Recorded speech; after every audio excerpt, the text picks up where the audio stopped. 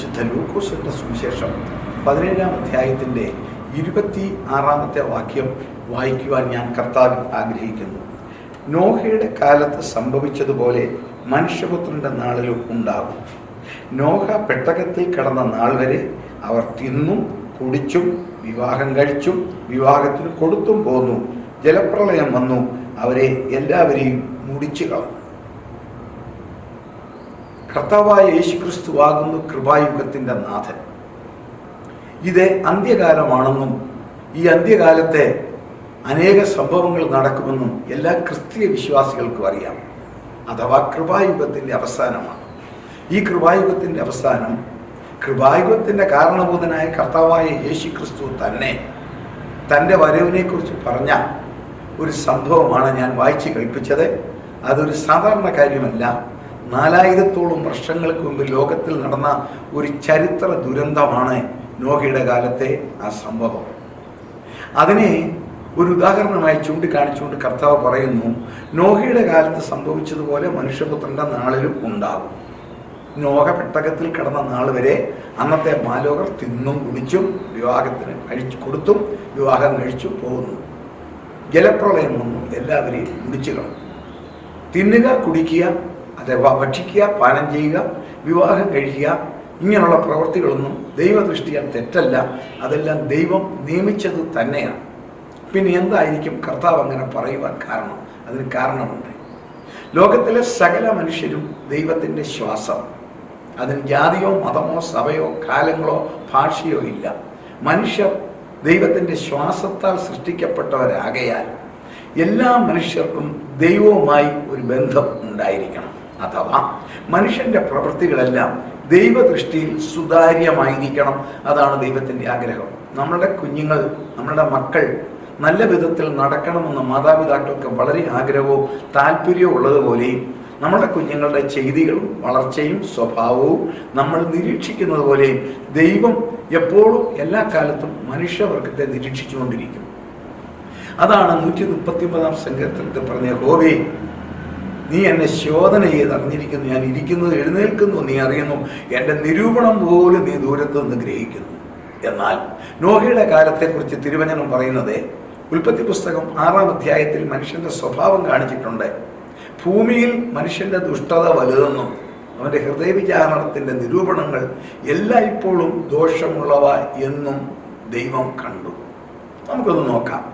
കഴിഞ്ഞ തലമുറ വരെ മനുഷ്യ ചരിത്രത്തിൽ കുറ്റങ്ങളും കുറവുകളും തെറ്റുകളും കലഹങ്ങളും കലാപങ്ങളും എല്ലാം വന്നിട്ടുണ്ട്. എങ്കിലും പൊതുവെ മനുഷ്യർ ഭയമുള്ളവരും സമാധാനപ്രിയരും നിയമങ്ങൾ അനുസരിക്കുന്നവരും ഏതാണ്ട് ഒരു നല്ല കുടുംബജീവിതം ആഗ്രഹിക്കുന്നവരുമായിരുന്നു മനുഷ്യവർഗം എല്ലാം.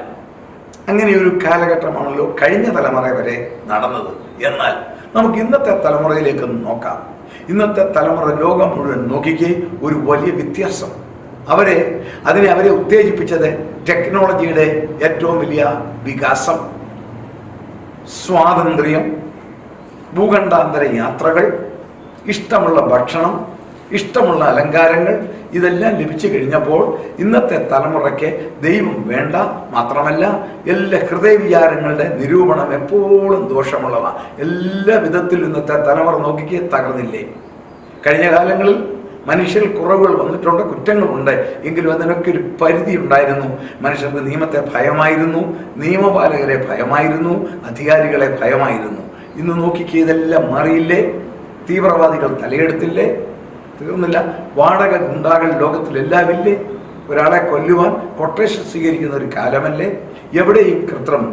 നമുക്ക് സാധാരണ ഭാഷയിൽ പറഞ്ഞാൽ എല്ലാവർക്കും അറിയാം, കഴിഞ്ഞ തലമുറ വരെ ഈ മായം ചേർക്കൽ അന്നുകൊണ്ട് ഏറ്റവും വലിയ മായം ചേർത്തുകൊണ്ടിരുന്നത് പാലിൽ വെള്ളം ഒഴിക്കുന്നതാണ്. കാരണം അന്നത്തെ കാലത്തെ പശുവിൻ്റെ പാൽ അഥവാ മിൽക്ക് അധികം ലഭിക്കത്തില്ലായിരുന്നു ഉരുക്കളിൽ നിന്നും. അതുകൊണ്ട് പാലിനകത്ത് വെള്ളം ഒഴിച്ചു കൊടുക്കുന്ന ഒരു പരിപാടി ഉണ്ടായിരുന്നു, നമുക്കറിയാം. ഇന്ന് അതില്ല. കാരണം എല്ലാം ഹൈബ്രിഡ് പശുക്കളാണ്, ഇഷ്ടം പോലെ പാലുണ്ട്. അന്ന് അതായിരുന്നു കൃത്രിമമെങ്കിൽ ഇന്ന് ലോകത്തിലേക്ക് നിഷ്പക്ഷമായി നോക്കിക്കേ, മരണാസന്നനായി കിടക്കുന്ന രോഗിക്ക് കൊടുക്കുന്ന ഗ്ലൂക്കോസിൽ മുതൽ സകല വസ്തുക്കളിലും മായമല്ലേ, വിഷമല്ലേ? നമ്മൾ ഭക്ഷിക്കുന്നത് വിഷമല്ലേ? ശവശരീരം കേടുവരാതെ സൂക്ഷിക്കുന്ന രാസവസ്തുക്കൾ ആയ ഫോർമാലിൻ മുതൽ അമോണിയ, കാർബൈഡ് മുതലായവ ഇട്ട ഭക്ഷ്യവസ്തുക്കൾ, എല്ലാ സ്ഥലത്തിലും മായം. അങ്ങനെ മായം കലർത്തിയ ഒരു ലോകം, കലാപം നിറഞ്ഞൊരു കാലം, മനുഷ്യന്റെ സ്വഭാവം മുഴുവൻ വക്രതയും ദുഷ്ടതയും അല്ലേ? ഭൂമിയിൽ മനുഷ്യന്റെ ദുഷ്ടത വലുതെന്നും ഹൃദയവിചാരത്തിന്റെ നിരൂപണങ്ങൾ എല്ലായ്പ്പോഴും ദോഷമേ ഉള്ളവ എന്നും 4000 വർഷങ്ങൾക്ക് മുൻപേ യഹോവയായി ദൈവം മനുഷ്യനെ ശോധന ചെയ്ത് കണ്ടെങ്കിൽ ഇന്നും അത് തന്നെയല്ലേ? നിഷ്പക്ഷമായി ചിന്തിച്ചു നോക്കിക്കേ. ക്രൈസ്തവ ഗോളത്തിൽ കലഹങ്ങളും കലാപങ്ങളും സാധാരണമായില്ലേ? ശാന്തത മാറിയില്ലേ? ക്രൈസ്തവ ഗോളത്തിൽ സമാധാനത്തിന് മാർഗം വിട്ടില്ലേ? മനുഷ്യർ എവിടെയും യുദ്ധക്കുതിയന്മാരായില്ലേ? സ്വന്തം ശരീരത്തെ പോലും സ്നേഹിക്കാത്ത ആളുകളായി മാറിയില്ലേ? ജഡാഭിലാഷത്തിന് വേണ്ടി ഏത് ഹീനകൃത്യവും എപ്പോഴും കാണിക്കുവാൻ മടിയില്ലാത്ത ഒരു മനുഷ്യർ, എല്ലാ വിധത്തിലും തകർന്നിരിക്കുന്ന ഒരു തലമുറയല്ലേ ഈ ലോകം? മാത്രമല്ല, ദൈവം വേണ്ട, കഴിവും അറിവും ഉണ്ടെങ്കിൽ എന്ത് നേടാം എന്നുള്ളൊരു ചിന്ത മനുഷ്യനിൽ വന്നില്ലേ? അതിന് പറ്റിയ ഒരു ഉദാഹരണമല്ലേ ചൈന. 4 പതിറ്റാണ്ടിലെ ഭഗീരഥ പ്രയത്നവും ബുദ്ധിയുടെ വികാസവും അവർക്ക് ലോകത്തിലെ എല്ലാ രാജ്യങ്ങളിലും ബിസിനസിന്റെ വേര് ആഴമായിട്ട് ഇറക്കുവാൻ സാധിച്ചു ചൈനയ്ക്ക്. എന്നാൽ നമുക്കറിയാം, ഒറ്റ ഒരു വൈറസ് സകലതും തകർത്തില്ലേ? ദൈവത്തെ കൂടാതുള്ള മനുഷ്യന്റെ യാത്രയിൽ എന്തെല്ലാം നേടിയെടുത്താലും നിങ്ങൾ വേദപുസ്തകം പഠിപ്പിക്കുന്നു, നിങ്ങൾ അധികാലത്ത് എഴുന്നേൽക്കുന്നതും നന്നാ താമസിച്ച് കിടപ്പാൻ പോകുന്നതും കഠിന പ്രയത്നം ചെയ്ത് ഉപജീവിക്കുന്നതും വ്യർത്ഥമത്രേ. മനുഷ്യൻ എന്ന് പറഞ്ഞാൽ ദൈവത്തെ കൂടാതെ ഒരു ജീവിതം ദൈവം വെച്ചിട്ടില്ല. ദൈവത്തിൽ നിന്ന് എപ്പോൾ മനുഷ്യൻ അകലുമോ അപ്പോഴൊക്കെ ശിക്ഷാവിധി നടത്തും.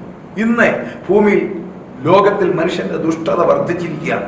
അതാണ് കർത്താവ് പറഞ്ഞത്, നോഹയുടെ കാലം പോലെ മനുഷ്യപുത്രന്റെ നാളിലും ഉണ്ടാകും. നോഹയുടെ കാലത്തെ നോഹ പെട്ടകത്തിൽ കയറി ജലപ്രളയം വന്നു. ഈ കാലത്ത് ഇന്നത്തെ ലോകത്തിൽ യേശുക്രിസ്തുവിന്റെ രക്തത്തിൽ കൂടി രക്ഷാനിർണയം പ്രാപിച്ച വിശ്വാസികൾ, അവർ ഏത് രാജ്യക്കാരായാലും ഏത് ഭാഷക്കാരായാലും ഏത് സഭയിൽ അഥവാ ഡിനോമിനേഷനിൽപ്പെട്ട ആളായാലും രക്ഷയുടെ പെട്ടകത്തിലാണോ കർത്താവ് അവരെ രക്ഷിക്കും. ആ ആത്മീയ ജീവിതമാകുന്ന പെട്ടകത്തിൽ അഥവാ രക്ഷയുടെ പെട്ടകത്തിൽ കയറുക എന്നുള്ളത് നമ്മുടെ ഉത്തരവാദിത്തമാണ്, നമ്മുടെ ചുമതലയാണ്. നോഹ പെട്ടകത്തിൽ കയറി എന്ന കയറ്റി എന്നല്ല. ഇതുപോലെ നമ്മൾ ഒരു ആത്മീയ അനുഭവത്തിലേക്ക് വരേണ്ട സമയം വളരെ അതിക്രമിച്ചിരിക്കുകയാണ്. എന്നെ കേൾക്കുന്ന സുഹൃത്തുക്കളെ, നിങ്ങളുടെ സഭയോ കഴിവോ ഉപദേശങ്ങളോ മറ്റു കാര്യങ്ങളോ ഒന്നും മാറ്റി വെച്ചിട്ട് ലോകത്തിന്റെ രക്ഷകനായ യേശുക്രിസ്തുവിന്റെ രക്തത്തിൽ കൂടി പാപക്കറ മാറി ഒരു വീണ്ടും ജനനത്തിന്റെ അനുഭവം ഉണ്ടോ എങ്കിൽ നിങ്ങൾ പെട്ടകത്തിൽ കയറുവാൻ യോഗ്യരാണ്. ആത്മീയ ജീവിതമാകുന്ന പേടകത്തിൽ കയറ്റണം അഥവാ കയറണം. നമ്മളെ പിടിച്ചു കയറ്റുകയില്ല, നമ്മൾ കയറണം. ബാക്കി റാപ്ചർ അഥവാ കർത്താവിന്റെ വരവ് അത് ദൈവത്തിന്റെ ഉത്തരവാദിത്വമാണ്, നമ്മളല്ല. അത് കർത്താവ് തക്ക സമയത്ത് ചെയ്യും. അതിന്റെ നിഴലാണ് ഞാൻ ആദ്യത്തെ ആഴ്ചയിൽ പറഞ്ഞ ഇസ്രായേൽ മക്കളുടെ പെസഹ. അവർക്ക് കൊടുത്തിരുന്ന ഒറ്റ ചുമതല പെസഹ കുഞ്ഞാടിന്റെ രക്തം കട്ടളക്കാലിന്മേലും കുറുമ്പടിമേലും പുരട്ടുക, കയ്പ് ചീരിയോടുകൂടി പെസഹ ഭക്ഷിക്കുക, വടി പിടിച്ച് റെഡിയായി അരകെട്ടി നിൽക്കുക. ബാക്കി കാര്യങ്ങൾ കർത്താവാണ്. അർദ്ധരാത്രിക്ക് പതിവില്ലാത്ത ഓർഡറാണ് കിട്ടിയത്, വേഗം പൊയ്ക്കൊള്ളാൻ. പതിവില്ലാത്ത ഓർഡറാണ് രാജാവ് കൊടുത്തത്, വേഗം പൊയ്ക്കൊള്ളാൻ. ഇതുപോലെ കൃപായുഗത്തിന്റെ ഈ നല്ല സമാപ്തിയിൽ കർത്താവ് തന്നെ പ്രിയമുള്ളവരെ ചേർക്കും. നമ്മുടെ ചുമതല നമ്മൾ ആത്മീയ ജീവിതമാകുന്ന രക്ഷയുടെ പെട്ടകത്തിൽ കയറണം. അതിനുശേഷമുള്ള ലോകം ഭയങ്കരമായിരിക്കും. അതിനുള്ള ഒരു നിഴലാണ് ഈ കോവിഡിന്റെ ആക്രമണം മൂലം ലോകത്തെ ഇന്ന് കാണിക്കുന്നത്. മോശയ്ക്ക് മാതൃക കാണിച്ചതുപോലെ മഹോപദ്രവം എന്ന് പറയുന്ന ഒരു വല്ലാത്ത ലോകം വരുന്നു തിരുവചന ഭാഷയിൽ. അഥവാ ലോകത്തിലെ ഇന്നത്തെ ഭരണാധികാരികളും എല്ലാം നിശ്ചലമായി സാത്താൻ ഭരിക്കുന്ന ഒരു ലോകം വരുന്നു. ആ ലോകം എപ്രകാരമായിരിക്കും എന്നുള്ളതിൻ്റെ ഒരു ചെറിയ നിഴലാണ് ഇന്ന് നമ്മുടെ മൂവ്മെന്റ് എല്ലാം നിന്നില്ലേ? ട്രെയിനുകൾ ഓടുന്നില്ല, ഫ്ലൈറ്റ് പൊങ്ങുന്നില്ല, കടകൾ അടഞ്ഞു കിടക്കുന്നു, സകല ഒളിമ്പിക്സും ഒന്നും തന്നെ ഇല്ല, കായിക വിനോദങ്ങളില്ല, സിനിമ തിയേറ്ററുകളില്ല, ഫിലിം ഷൂട്ടിംഗ് ഇല്ല, ആർക്കും വസ്ത്രങ്ങൾ വാങ്ങിക്കണ്ട, ആർക്കും വിലയുള്ള വസ്ത്രം വേണ്ട, ഭക്ഷണ സാധനം മാത്രം കിട്ടും. കേരളമാണോ ഇന്ത്യയാണോ? അല്ല, ലോകം മുഴുവൻ ഇങ്ങനെയല്ലേ? ഒരു നിശ്ചലമായ ലോകത്തിലല്ലേ നമ്മൾ നിൽക്കുന്നത്? ഒരു നിശ്ചലമായ ലോകം. ഭക്ഷണം കഴിക്കുന്നു, വീടുകളിൽ ഇരിക്കുന്നു, അത്യാവശ്യ യാത്ര ചെയ്യുന്നു, ബാക്കി എല്ലാ കാര്യങ്ങളും ഒഴിഞ്ഞില്ലേ? ശവസംസ്കാരം, വിവാഹം, ആർക്കും വിവാഹ ആഘോഷം വേണ്ട. എന്താണ്? ഒരു വലിയ നിഴലാണ്. ഇന്ന് ലോകത്തിൽ ഈ സമയത്തും എല്ലാ രാജ്യങ്ങളിലും ഗവൺമെന്റ് എല്ലാവിധമായ പ്രിക്കോഷനും എടുത്ത് ജനത്തെ സൂക്ഷിക്കുന്നു, കാര്യങ്ങൾ നടത്തുന്നു. വിശേഷ അഭിമാനത്തോടെ നമുക്ക് പറയാം, ലോക രാജ്യങ്ങളിൽ ഇന്ത്യ അഥവാ നമ്മുടെ കേരളം വളരെ മുൻപിലാണ്. ഇന്നലെ എന്നെ ഏറ്റവും അധികം ആളുകൾ മരിച്ച വിദേശത്തുള്ളൊരു പട്ടണത്തിൽ താമസിക്കുന്ന ഒരു സഹോദരൻ വിളിച്ചു പറഞ്ഞു, കേരളത്തിൽ, ഇന്ത്യയിൽ ജീവിക്കുന്ന നിങ്ങൾ ഭാഗ്യവാന്മാരാ, നിങ്ങൾക്ക് ഇത്രയും കരുതൽ കിട്ടുന്നല്ലോ, ഞങ്ങൾക്കിതൊന്നുമില്ല. അതാ 8 മണിയായിട്ടും ആളുകൾ സഞ്ചരിക്കുന്നു, കടകളിൽ പർച്ചേസിങ് നടത്തുന്നു, ഒരു സൂക്ഷ്മതയുമില്ല, മരണനിരക്ക് വർദ്ധിക്കുന്നു. എന്നാൽ നമ്മുടെ കേരള ഗവൺമെന്റ്, ഇന്ത്യ ഗവൺമെന്റ്, നമുക്ക് അവരെ ഓർത്ത് ദൈവത്തെ സ്തുതിക്കാം. പ്രജകളുടെ നന്മയ്ക്ക് വേണ്ടി എല്ലാ കാര്യങ്ങളും ചെയ്തുകൊണ്ടിരിക്കുന്നു. എന്നാൽ കൃപായുഗ അവസാനം കഴിയുമ്പോൾ, കർത്താവിന്റെ വരവിന് ശേഷം ലോകത്തിലെ ഗവൺമെന്റുകൾ നിശ്ചലമാകുമ്പോൾ ഈ ഭൂമി ഒരു വല്ലാത്ത സ്ഥിതിയിൽ വരും. അതിന്റെ നിഴലാണിത്. കർത്താവ് ഇതിനെക്കുറിച്ചൊരു വാക്ക് പറഞ്ഞു. യോഹന്നാന്റെ സുവിശേഷം 9-ാം അധ്യായത്തിൽ, ആർക്കും പ്രവർത്തിച്ചുകൂടാൻ മേലാത്ത രാത്രി വരും. അതുകൊണ്ട് നാം പെട്ടകത്തിൽ പ്രവേശിക്കേണ്ട ആവശ്യമാണ്. തടിപ്പെട്ടകത്തെ കുറിച്ചല്ല ഞാൻ പറയുന്നത്, ഒരു തടി നിർമ്മിതമായ കപ്പലിനെ കുറിച്ചല്ല പറയുന്നത്. നമ്മുടെ ആത്മീയ ജീവിതം, നോഹയുടെ പെട്ടകത്തെക്കുറിച്ച് വിശദമായി പഠിച്ചാൽ ഒരു വിശ്വാസിയുടെ ആത്മീയ ജീവിതമാണ്. അത് നമുക്ക് ചിന്തിക്കുവാൻ സമയപരിധി ഇന്ന് അനുവദിക്കാത്തതിനാൽ മറ്റൊരു കാര്യം ഞാൻ നോഹയുടെ പെട്ടകത്തിൽ കൂടി സൂചിപ്പിക്കുവാൻ കർത്താവിൽ ആഗ്രഹിക്കുന്നു. നോഹ പെട്ടകം നിർമ്മിച്ചുവെങ്കിലും ഒരിക്കലും അത് നോഹയുടെ ഡിസൈൻ അല്ല, യഹോവയായ ദൈവത്തിന്റെ ഡിസൈനും കൽപ്പനയുമാണ്. അതിനോട് എന്തെങ്കിലും എക്സ്റ്റെൻഡ് ചെയ്യുവാനോ എന്തെങ്കിലും കൂട്ടുവാനോ കുറയ്ക്കുവാനോ നോഹയ്ക്ക് അധികാരമില്ലായിരുന്നു. ആ നോഹയുടെ പെട്ടകത്തിനെ കുറിച്ച് പ്രധാനമായിട്ട് കർത്താവ് 7 കൽപ്പനയാണ് കൊടുത്തത്, 7 ഓർഡർ. 1, പെട്ടകത്തിന്റെ തടി, അത് ഗോഫർ മരം മാത്രം. 2, പെട്ടകത്തിന്റെ നീളം 300 മുഴം മാത്രം, അഥവാ 450 അടി, 451 അടി പാടില്ല. പെട്ടകത്തിന്റെ വീതി 50 മുഴം, പെട്ടകത്തിന്റെ പൊക്കം 30 മുഴം. 4 കാര്യം: 1 തടി, 2 നീളം, 3 വീതി, 3 ഉയരം അഥവാ പൊക്കം, 4. 5 പെട്ടകത്തിന്റെ കിളിവാതിൽ മുകളിൽ 1 മുഴം താഴെ. 6 പെട്ടകത്തിന്റെ വാതിൽ സൈഡിൽ. 7 പെട്ടകം 3 തട്ടുകളായി. ഇതിനെല്ലാം ആത്മീയമായി വളരെ അർത്ഥമുണ്ടെങ്കിലും നോഹയുടെ കാലത്തിൽ പോലൊരു കാലമാകയാൽ നമ്മുടെ ആത്മീയ ജീവിതത്തിലേക്ക് 7 നിർദ്ദേശങ്ങൾ ഇതിനോട് സമാനമായി പുതിയ നിയമത്തിൽ ക്രിസ്തുവിശ്വാസി കർത്താവിന്റെ വരവിൽ എടുക്കപ്പെടുവാനുള്ളവർക്ക് വേണ്ടി പുതിയ നിയമത്തിലുള്ളത് ചൂണ്ടിക്കാണിക്കുവാൻ ഞാൻ കർത്താവിൽ ആഗ്രഹിക്കുന്നു. 7 നിർദ്ദേശങ്ങൾ. കർത്താവ് ഒരു ക്രിസ്തു വിശ്വാസിയുടെ ആത്മീയ ജീവിതത്തിന്റെ വർധനവിന് വേണ്ടി സുവിശേഷങ്ങളിലും ലേഖനങ്ങളിലും ഒരുപാട് നിർദ്ദേശങ്ങളുണ്ട്. എന്നാൽ ഈ പ്രഭാഷണം കഴിയുമ്പോൾ ഞാൻ ഇനിയും പറയുന്ന 7 വാക്യങ്ങൾ നിങ്ങൾ ദയവ് ചെയ്ത് എഴുതി വെച്ച് നോക്കിയാൽ കാണാം. ഈ 7 വാക്യങ്ങളുടെയും പുറകിൽ കർത്താവിന്റെ പ്രത്യക്ഷത അഥവാ കർത്താവിന്റെ വരവ് എന്നൊരു വാക്ക് കാണാം. അതിനുവേണ്ടി ഒരുങ്ങുക. കർത്താവിന്റെ പ്രത്യക്ഷത അഥവാ കർത്താവിന്റെ വരവ് എന്ന് ഒരു വാക്ക് കാണാം ഈ 7 കാര്യങ്ങളുടെയും പുറകിൽ. അതാണ് ഇന്നത്തെ നമ്മുടെ പ്രധാന ചിന്താ വിഷയം. 1, വിശുദ്ധ മത്തായിയുടെ സുവിശേഷം 24-ാം അധ്യായം 44-ാമത്തെ വാക്യത്തിൽ കൃപായുഗത്തിന്റെ നാഥനായ കർത്താവ് തന്നെ പറയുന്നു, നിങ്ങൾ നനയാത്ത നാഴികയിൽ മനുഷ്യപുത്രൻ വരുന്നത് കൊണ്ട് നിങ്ങളും ഒരുങ്ങി ഇരിപ്പീൻ. നിങ്ങൾ നനയാത്ത നാഴികയിൽ മനുഷ്യപുത്രൻ വരുന്നത് കൊണ്ട് നിങ്ങളും ഒരുങ്ങിയിരിപ്പീൻ. നമുക്കറിയാമല്ല നാളും നാഴികയും, അത് പിതാവിന് മാത്രമേ അറിയത്തുള്ളൂ. അതുകൊണ്ട് ആണ്ടോ മാസമോ തീയതിയോ കണക്ക് കൂട്ടേണ്ട ആവശ്യമില്ല. പക്ഷെങ്കിൽ ഒരു വിവാഹത്തിന് പോകുവാൻ തയ്യാറാകുന്നത് പോലെ, ഒരു ദീർഘയാത്രയ്ക്ക് പോകുവാൻ നമ്മൾ ഡ്രസ് ചെയ്ത് നമ്മൾ തയ്യാറാകുന്നത് പോലെ ഈ സംഭവങ്ങളെല്ലാം കാണുമ്പോൾ നമ്മുടെ കർത്താവിന് വേണ്ടി വരവിന് വേണ്ടി നമ്മൾ ഉണർന്നൊരുങ്ങിയിരിക്കണം. എങ്ങനെ ഒരുങ്ങിയിരിക്കണം? വിശുദ്ധ പത്രോസ്ലീഹ വളരെ കാര്യമായി പറയുന്നുണ്ട് അതിനെക്കുറിച്ച്. പത്രോസിന്റെ 2-ാം ലേഖനം 3-ാം അധ്യായത്തിന്റെ 2-ാം വാക്യം ഞാൻ ഒന്ന് വായിച്ചു കേൾപ്പിക്കാം. അവന്റെ പ്രത്യക്ഷതയുടെ വാഗ്ദാനം എവിടെ? പിതാക്കന്മാർ നിദ്ര കൊണ്ട ശേഷം സകലതും സൃഷ്ടിയുടെ ആരംഭത്തിൽ ഇരുന്നതുപോലെ തന്നെ ഇരിക്കുന്നു എന്ന് പറഞ്ഞ് സ്വന്തം മോഹങ്ങളെ അനുസരിച്ച് നടക്കുന്ന പരിഹാസികൾ പരിഹാസത്തോടെ അന്ത്യകാലത്ത് വരുമെന്ന് വിശേഷാൽ അറിഞ്ഞുകൊള്ളുക. ഇന്ന് നാം ഒരുങ്ങുമ്പോൾ നമ്മളെ തളർത്തുവാൻ, നമ്മളെ പിന്തിരിപ്പിക്കുവാൻ, നമ്മുടെ ചിന്തകളെയെല്ലാം മാറ്റുവാൻ ഒരു ശക്തിയുണ്ട്. അതാണ് ഇന്ന് ലോകത്തിൽ നടക്കുന്നത്. അവന്റെ പ്രത്യക്ഷതയുടെ വാഗ്ദാനം എവിടെ? പിതാക്കന്മാർ നിദ്ര കൊണ്ട ശേഷം സകലതും ലോകത്തിന്റെ ആരംഭത്തിൽ എങ്ങനെ ഇരുന്നോ അങ്ങനെ ഇരിക്കുന്നു എന്ന് പറഞ്ഞ് പിന്തിരിപ്പിക്കുന്നവർ കർത്താവിന്റെ വരവിനെ കുറിച്ച് പറയുകയോ പാടുകയോ പ്രസംഗിക്കുകയോ ചെയ്യുമ്പോൾ പരിഹസിക്കുന്ന പരിഹാസികൾ നിരവധി പേരില്ലേ?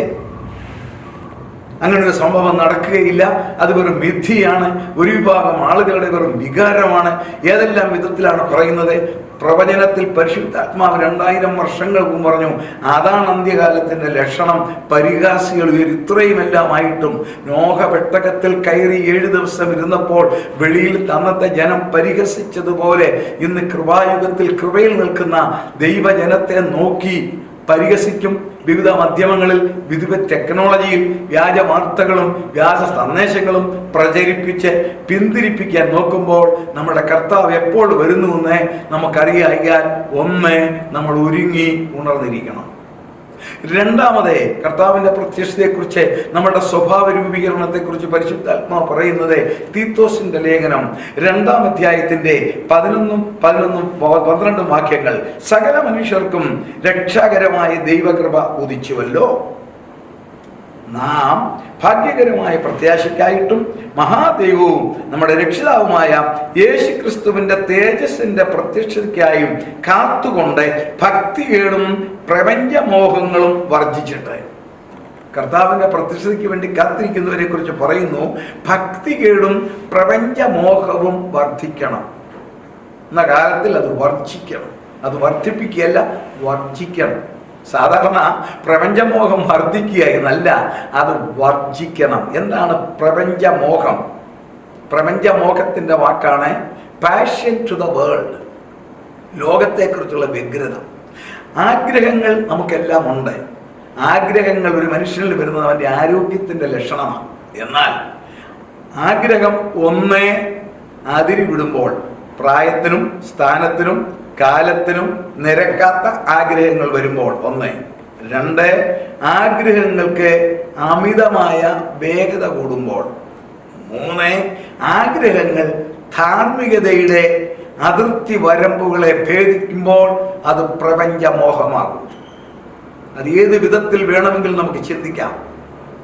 ജഡീകമായിട്ടുള്ളത് മാത്രമല്ല, ദൈവഹിതമില്ലാത്ത ആഘോഷങ്ങൾ, ആർഭാടങ്ങൾ, ഇങ്ങനെയുള്ള കാര്യങ്ങൾ മുതൽ വ്യർത്ഥമായിട്ടുള്ള സമയം ചെലവഴിക്കൽ, വ്യർത്ഥമായ ധനം ചെലവഴിക്കൽ, ലോകത്തിൻ്റെ ഭംഗിക്കും സുഖത്തിനും വേണ്ടി നെട്ടോട്ടം, ഇങ്ങനെ എല്ലാ വിധത്തിലും പാഷൻ ടു ദ വേൾഡ്, പ്രപഞ്ചമോഹം വിട്ട് അത് വർദ്ധിക്കാനല്ല, അത് വർജിച്ച് ഭക്തിയോട് മാറി നമ്മൾ നമ്മുടെ കർത്താവിൻ്റെ പ്രത്യക്ഷതയ്ക്ക് വേണ്ടി കാത്തിരിക്കാനാണ് ഇവിടെ പറയുന്നത്. കർത്താവിൻ്റെ പ്രത്യക്ഷതയിൽ കാത്തിരിക്കേണ്ടിയോ അനുഷ്ഠിക്കേണ്ട നോഹയുടെ പെട്ടകത്തിന്റെ 7 കാര്യങ്ങൾ പോലെ രണ്ടാമത്തെ കാര്യമാണ് പ്രപഞ്ചമോഹങ്ങൾ വർജിക്കണം. അതിനെ സഹായിക്കുവാനാണ് പരിശുദ്ധാത്മാവിന്റെ ശക്തി നമുക്കുള്ളത്. അതുകൊണ്ടാണ് ഗലാത്യ ലേഖനത്തിൽ പറയുന്നത്, ആത്മാവിനെ അനുസരിച്ച് നടപ്പീൻ, എങ്കിൽ നിങ്ങൾ ജഡത്തിന്റെ ഇഷ്ടം നിർവഹിക്കത്തില്ല. പരിശുദ്ധാത്മാവിന്റെ ശക്തി നമ്മിലുണ്ടെങ്കിൽ നമ്മൾ ജഡത്തിന്റെ ഇഷ്ടം നിവർത്തിക്കത്തില്ല. എത്രത്തോളം എന്നിൽ പരിശുദ്ധാത്മാവിന്റെ സ്വാധീനം എന്നിലുണ്ടോ അത്രത്തോളം ഞാൻ പ്രപഞ്ചമോഹങ്ങളിൽ നിന്നും പാഷൻ ടു ദ വേൾഡ് നിന്നും അകന്നിരിക്കും. അതുകൊണ്ട് രണ്ടാമത്തെ കാര്യം പ്രപഞ്ചമോഹങ്ങൾ വിട്ടൊഴിയുക. മൂന്നാമത്തെ കാര്യം പരിശുദ്ധാത്മാവ് കർത്താവിന്റെ പ്രത്യക്ഷതയെക്കുറിച്ച് പറയുന്നത് നമ്മുടെ ദൈവവും 1 തെസ്സലോനിയർ 3-ാം അധ്യായത്തിന്റെ 11-ാം വാക്യം മുതലാണ്. ഞാൻ ഈ പറയുന്ന വാക്യങ്ങൾ നിങ്ങൾ ദയവ് ചെയ്ത് എവിടെയെങ്കിലും കുറിച്ച് വെച്ചാൽ ഈ പ്രഭാഷണത്തിന് ശേഷം, ഈ ആരാധനയ്ക്ക് ശേഷം നിങ്ങളത് ചെക്ക് ചെയ്യുമ്പോൾ പ്രിയമുള്ളവരെ കാണാം, അവിടെയൊക്കെ പ്രത്യക്ഷത അല്ലെങ്കിൽ കർത്താവിൻ്റെ നാൾ എന്നൊരു വാക്ക് കാണാം. ഇവിടെ പറയുന്നു, നമ്മുടെ രക്ഷിതാവും പിതാവുമായവൻ നമ്മുടെ കർത്താവായ യേശുക്രിസ്തു ഞങ്ങൾ നിങ്ങളുടെ അടുക്കൽ വരുവാൻ വഴിയൊരുക്കേണ്ടത് മാറട്ടെ. എന്നാൽ ഞങ്ങൾക്ക് നിങ്ങളോടുള്ള സ്നേഹം വർദ്ധിക്കുകയും പോലെ കർത്താവ് നിങ്ങൾക്ക് തമ്മിലും എല്ലാവരോടുമുള്ള സ്നേഹം വർദ്ധിപ്പിച്ച് കവിയുമാറാക്കുകയും, ഇങ്ങനെ എല്ലാവരോടുമുള്ള സ്നേഹം വർദ്ധിച്ച് കവിഞ്ഞുമാറാക്കിയാൽ, അടുത്തത് പ്രത്യക്ഷത അവന്റെ കർത്താവായ യേശു തന്റെ സകല വിശുദ്ധന്മാരുമായി വരുന്ന പ്രത്യക്ഷതയിൽ. ആ വാക്യം ബാക്കി നിങ്ങൾ വായിച്ചുകൊള്ളുക. സ്നേഹം കവിഞ്ഞു വർദ്ധിച്ചു വന്ന എങ്കിൽ മാത്രമേ കർത്താവ് തന്റെ സകല വിശുദ്ധന്മാരുമായി വരുന്ന പ്രത്യക്ഷതയിൽ നമുക്ക് എൻട്രൻസ് ലഭിക്കത്തുള്ളൂ. ഒരു ട്രെയിൻ പോകുവാൻ സിഗ്നൽ പച്ച തെളിയുന്നത് പോലെ തമ്മിലുള്ള സ്നേഹം വർദ്ധിച്ചില്ല എങ്കിൽ കർത്താവിന്റെ പ്രത്യക്ഷതയിൽ നമുക്ക് ഭാഗവാക്കാകുവാൻ സാധിക്കത്തില്ല. ഏകാലത്തും സാത്താൻ മായം കലർത്തുന്നതാണ് സ്നേഹം. ആ സ്നേഹം തമ്മിൽ വർദ്ധിപ്പിക്കണം. അതിനൊരു നല്ല പാറ്റേൺ കർത്താവ് തന്നെ നൽകിയിട്ടുണ്ട്. യോഹന്നാന്റെ സുവിശേഷം 15-ാം അധ്യായം 9-ാം വാക്യം, പിതാവ് എന്നെ സ്നേഹിക്കുന്നത് പോലെ ഞാൻ നിങ്ങളെ സ്നേഹിക്കുന്നു, എൻ്റെ സ്നേഹത്തിൽ വസിപ്പീൻ. മൂന്നാമത്തെ കാര്യം അതാണ്, നമ്മളുടെ സ്നേഹം വർദ്ധിപ്പിച്ചിരിക്കണം. അതേ സമയത്ത് സ്നേഹത്തെക്കുറിച്ച് റോമർക്ക് ലേഖനം 12-ൽ വ്യക്തമായി പറയുന്നുണ്ട്. 9-ാം വാക്യം, love must be complete sincere. നിർവ്യാജമായ സ്നേഹം. നമ്മളുടെ വീടുകളിൽ ഭാര്യാഭർത്താക്കന്മാർ തമ്മിൽ, വിശ്വാസികളും തമ്മിൽ, ദൈവദാസനും വിശ്വാസികളും തമ്മിൽ, കുഞ്ഞുങ്ങളും പിതാവും മാതാവും തമ്മിൽ ഇല്ലേ സ്നേഹത്തിന് വിള്ളലുണ്ടെങ്കിൽ ഏറ്റവും വേഗം അത് കറക്റ്റ് ചെയ്യണം. കാരണം സ്നേഹം വർദ്ധിച്ചെങ്കിൽ മാത്രമേ കർത്താവായ യേശു തൻ്റെ സകല വിശുദ്ധന്മാരുമായി വരുന്ന പ്രത്യക്ഷതയിൽ നമ്മുടെ ദൈവവും പിതാവുമായ അവന്റെ മുൻപാകെ വിശുദ്ധീകരണത്തിൽ നമ്മൾ അനിന്യരായി വെളിവാകത്തുള്ളൂ. വിശുദ്ധീകരണത്തിൽ അനിന്യരായി വെളിപ്പെടണമെങ്കിൽ ജീവിത വിശുദ്ധി മാത്രമല്ല, സ്നേഹത്തിന്റെ പവർ നമ്മിൽ വേണം. ആ സ്നേഹത്തിന്റെ ശക്തി നമ്മിൽ ഉണ്ടാകണം. നാലാമത്തെ കാര്യം, ഈ സ്നേഹം വരുവാൻ തക്കവണ്ണം നമ്മിൽ എന്തുണ്ടാകണം? സ്വഭാവത്തിൽ. യാക്കോബിന്റെ ലേഖനം 5:8 കാണാം, കർത്താവിന്റെ പ്രത്യക്ഷത വരെ ദീർഘക്ഷമയോടെ ഇരിപ്പി. പല കാര്യങ്ങളിൽ ശരീരത്തിൽ ജീവിക്കുന്നവരാകിയാൽ മറ്റുള്ളവരുമായിട്ടുള്ള ഡീലിങ്സിൽ കോപവും താപവും എല്ലാം വരുവാൻ തക്കവണ്ണ സംഭവങ്ങൾ ഉണ്ടായാലും നമ്മളിൽ ദീർഘക്ഷമ വേണം. കർത്താവിന്റെ പ്രത്യക്ഷത വരെ എന്നാണ് എഴുതിയിരിക്കുന്നത്. നാലാമത്തെ കാര്യം, കർത്താവിന്റെ പ്രത്യക്ഷത വരെ നമ്മൾ ദീർഘക്ഷമയോടെ ഇരിക്കണം. ദീർഘക്ഷമ എന്ന് പറയുന്നത് വേദപുസ്തകം നമ്മളെ പഠിപ്പിക്കുന്നത് അത് പരിശുദ്ധാത്മാവിന്റെ ഒരു വരമാണ്. ദീർഘക്ഷമ പരിശുദ്ധാത്മാവിന്റെ ഒരു വരമാണ്. ക്ഷമ നമുക്ക് വരും. കാരണം ക്ഷമ നമുക്ക് സ്വാഭാവികമായിട്ട് വരുന്നതാ. അത് നമ്മുടെ ക്യാരക്ടറിൽ വരും. കാരണം ക്ഷമയില്ലെങ്കിൽ പലപ്പോഴും നമ്മൾ തകർന്നു പോകും. അതുകൊണ്ട് ഓട്ടോമാറ്റിക്കലി ക്ഷമ വരും. എന്നാൽ ദീർഘക്ഷമ എന്ന് പറയുന്നത് പരിശുദ്ധാത്മാവിന്റെ വരമാണ്. അത് നമ്മിലുണ്ടെങ്കിൽ മാത്രമേ കർത്താവിന്റെ പ്രത്യക്ഷത വരെ എന്നാണ് എഴുതിയിരിക്കുന്നത്. അഞ്ചാമത്തെ കാര്യം, ഈ ദീർഘക്ഷമയോടെ ഇരിക്കുന്നയാളിന്റെ മറ്റൊരു സ്വഭാവമാണ് ഇവിടെ കാണിക്കുന്നത്. കർത്താവ് യേശുക്രിസ്തുവിന്റെ ജീവൻ ഞങ്ങളുടെ ശരീരത്തിൽ വെളിച്ചം വരുത്തിയിരിക്കുന്നു എങ്കിൽ ഇവിടെ പറയുന്നു, 1 കൊരിന്ത്യർ 4-ാം അധ്യായത്തിന്റെ 5-ാം വാക്യത്തിൽ പറയുന്നു, ഓരോരുത്തർ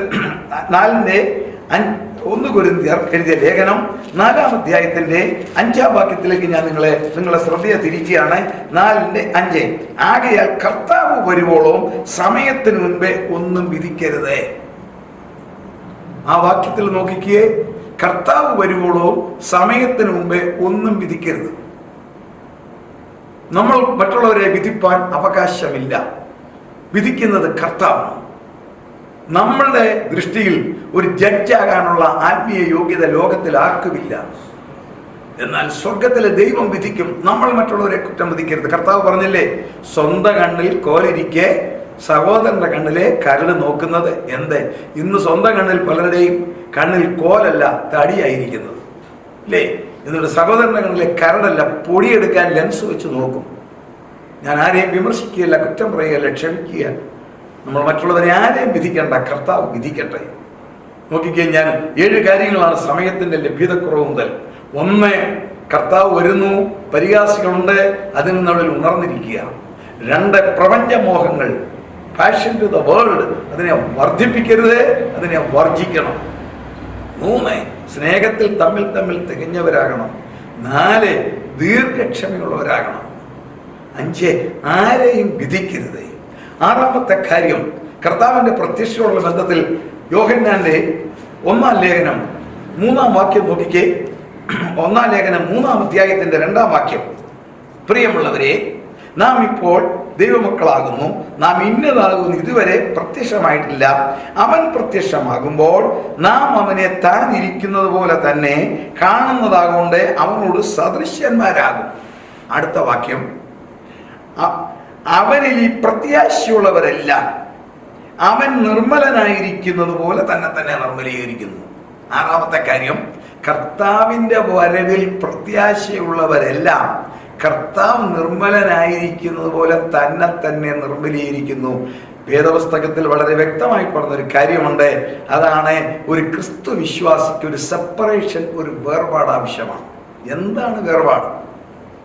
ഈ വാക്ക് കേൾക്കുമ്പോൾ പലരും തെറ്റിദ്ധരിക്കും. അങ്ങനെയല്ല. ഈ ലോകം ഒരു സൂപ്പർ മാർക്കറ്റാണ്.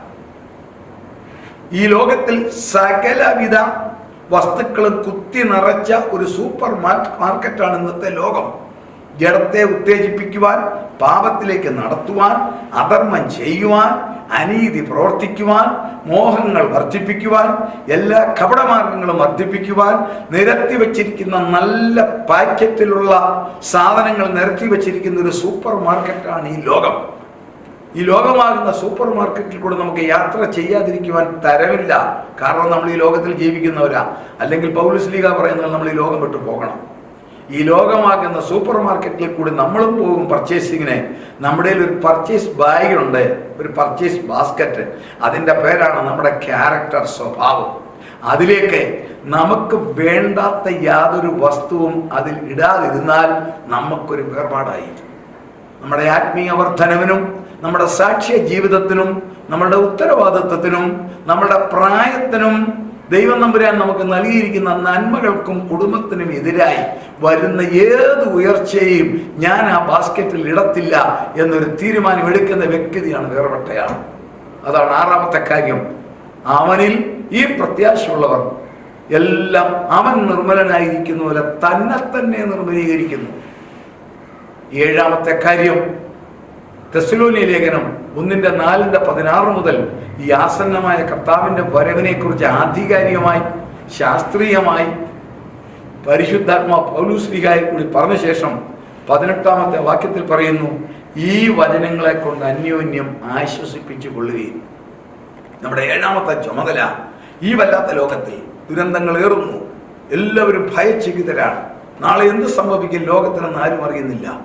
മൂവ്മെന്റ് പോലും അസാധ്യമായിട്ട് നിൽക്കുമ്പോൾ നാം ചെയ്യേണ്ടത് അന്യോന്യം ആശ്വസിപ്പിക്കണം. ഒരു വിധത്തിൽ നമ്മൾ ഭാഗ്യമുള്ളവരല്ലേ? തെസ്സലോനിക്ക സഭക്കാർ വലിയ കഷ്ടതയിലായിരുന്നു. ആ കഷ്ടതയിലാണ് അവരോട് പറഞ്ഞ അന്യോന്യം ആശ്വസിപ്പിക്കുവാൻ. അവർക്ക് ആശ്വസിപ്പിക്കുവാൻ മറ്റു മാർഗങ്ങളൊന്നുമില്ലായിരുന്നു.